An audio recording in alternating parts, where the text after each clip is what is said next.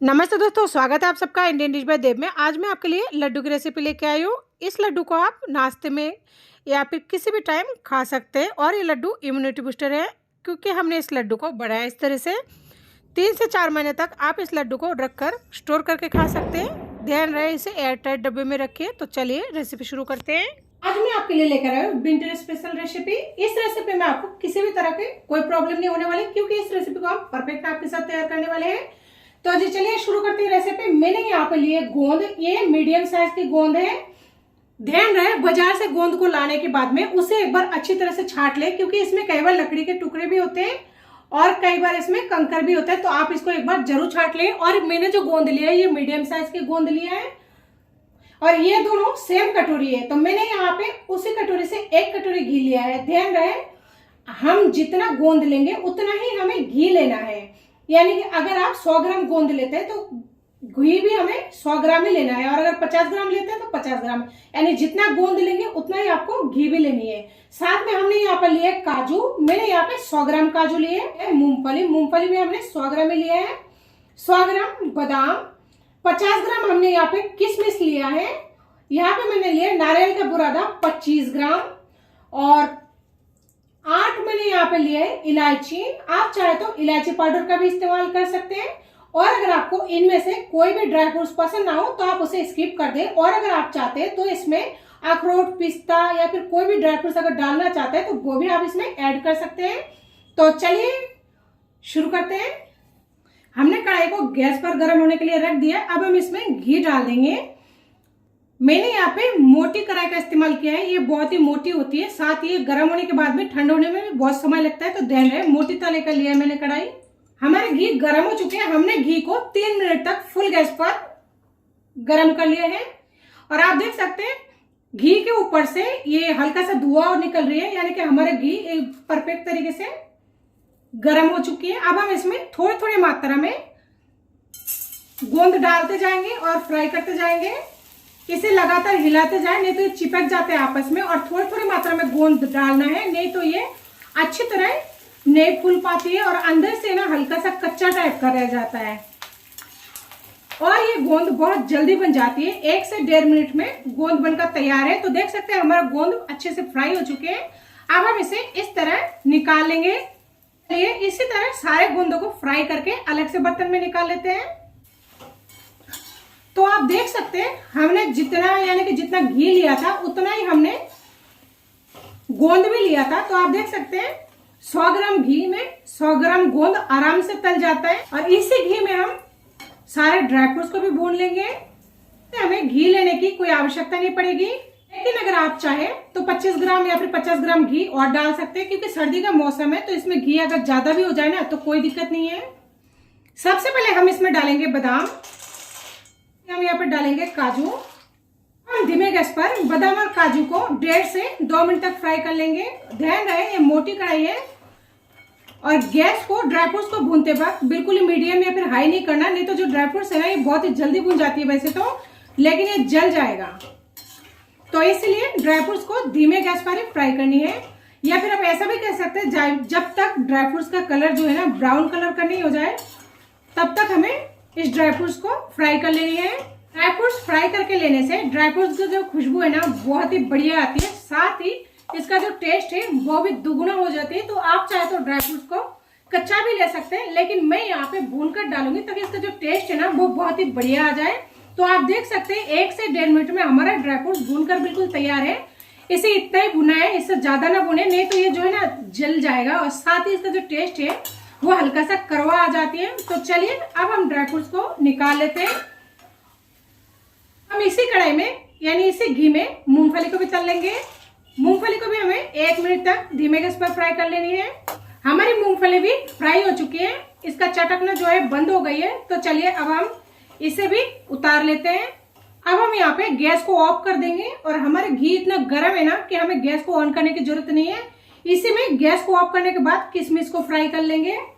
किशमिश बहुत ही जल्दी भून जाती है, इसलिए हमें गैस को ऑन करने की जरूरत नहीं। इसी घी में किशमिश आसानी से फूल जाएगी। आप देख सकते हैं कुछ सेकंडों में हमारी किशमिश जो है अच्छी तरह फूल रही है। किशमिश को हमेशा अलग से भुने। हमारे किशमिश फ्राई फ्राई हो चुके हैं, अच्छे से फूल चुके हैं। अब हम इसे उतार लेंगे। किशमिश को हमेशा अलग से भुने, क्योंकि किशमिश बहुत ही जल्दी फ्राई हो जाती है। अगर आप और ड्राई फ्रूट्स के साथ भुनेंगे तो ये जल जाएगा।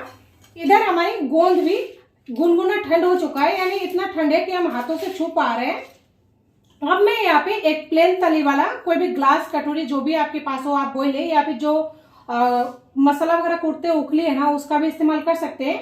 तो इस तरह से हल्के हाथों से दबाते हुए इसे फोड़ लेंगे। ये बहुत ही आसानी से फूट जाती है, इसे कोई ज़्यादा दबाने की जरूरत नहीं पड़ती। तो इसी तरह हम इसे फोड़ कर तैयार कर लेंगे। ध्यान रहे इसे गुनगुना जब ठंड होना तभी करें, नहीं तो ये ठंडा होने के बाद में हल्का सा चिपक सा जाता है। आप देख सकते हैं कितने आसानी से ये फूट रहा है। तो चलिए अभी हम सारे गोंद को फोड़ कर तैयार कर लेते हैं। हमने ड्राई फ्रूट्स को दर पीस कर तैयार कर लिए हैं।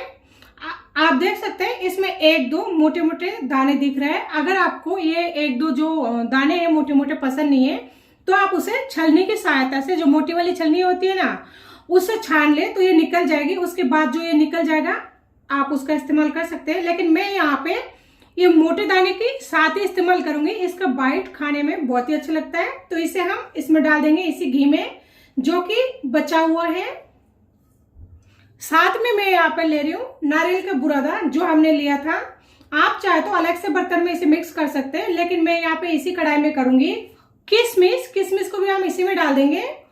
अलग से बर्तन में करने से दो बर्तन हो जाएगा, और अगर आप इस तरह करेंगे तो आपको एक ही बर्तन में सारा काम हो जाएगा।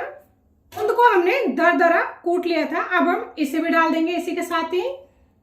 ध्यान रहे इस टाइम हमारा जो गैस है ना वो ऑफ है। इसी के साथ मिठास के लिए मैं यहाँ पर लूंगी चीनी का पाउडर। मैंने चीनी को मिक्सर जार में पीस लिया है, उसके बाद में मैंने छान लिया है, तो ये पाउडर बन चुका है। आप चाहे तो गुड़ भी बारीक काट कर डाल सकते हैं, या फिर जिसे तगार बोलते हैं ना, देसी चीनी यानी भूरा, वो भी डाल सकते हैं। मैं यहाँ पर 1.5 कप लूंगी इसी कप से। आप ध्यान रखें इसी कप का हमने इस्तेमाल किया है सारे मेजरमेंट के लिए। 1 कप लेने के बाद में आप देख रहे हैं ये आधी कप है, इसे भी हम ले लेंगे।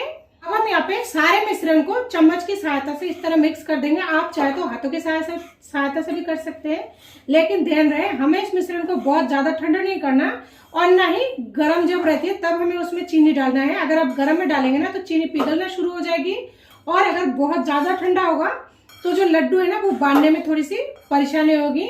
और अगर आपको घी कम लगती है तो आप इसमें आवश्यकता अनुसार थोड़ा सा घी और डाल सकते हैं। सर्दी के मौसम में घी बिल्कुल नुकसान नहीं करेगी। देख सकते हैं कढ़ाई में हमने लिया है, लेकिन ये हम हाथों से छू पा रहे हैं, और ये बहुत ही अच्छी तरह अभी लड्डू बांधने के लिए बिल्कुल तैयार है।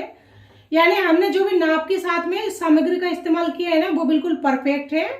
अगर आप परफेक्ट नाप के साथ इस रेसिपी को बनाएंगे तो आपको लड्डू बांधने में किसी भी तरह की कोई परेशानी नहीं होगी।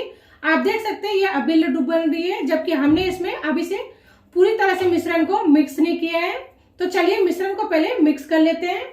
हमने कढ़ाई में, दूसरी वजह ये भी है इसलिए मिश्रण को मिक्स किया, कढ़ाई ये मोटी है तो इस वजह से ये मतलब जल्दी ठंड नहीं होगी, हल्का हल्का गर्म रहेगा। तो जैसे हम लड्डू बांधते जाएंगे ना तो ये गर्माश बनी रहेगी। और अगर आप किसी और बर्तन में लेंगे तो मिश्रण क्या है जल्दी से ठंड हो जाती है, तो उसके बाद में लड्डू बनने में परेशानी होती है। देखिए हमारा मिश्रण तो हो गई है मिक्स। अब हम इसमें से थोड़ा थोड़ा मिश्रण लेते हैं, थोड़ा थोड़ा मिश्रण ले लेंगे और लड्डू बना लेंगे। मैं यहाँ पे छोटी साइज की लड्डू बनाकर तैयार करूंगी, क्योंकि बच्चे कई बार क्या होता है कि खाते नहीं है मतलब पूरी तरह से, और फेंक देते हैं, वेस्ट जाते हैं। तो इसलिए मैं इस बार छोटे छोटे लड्डू बनाकर तैयार करूंगी। आप अपने हिसाब से, अपनी इच्छा के अनुसार, मोटी, बड़ी या फिर पतली, मीडियम, जो भी आपको अच्छा लगे ना तो आप उस हिसाब से लड्डू बनाकर तैयार करें। आप देख सकते हैं कितना आसानी से हमारे लड्डू बातों बातों में बनकर बिल्कुल रेडी है, और ये परफेक्ट तरीके से गोल भी बन पाया है। और जब इसे आप रख देंगे 10 से 15 मिनट के लिए तो ये आसानी से बहुत ही कड़क और ठंडे की वजह से कड़क बन जाएगी।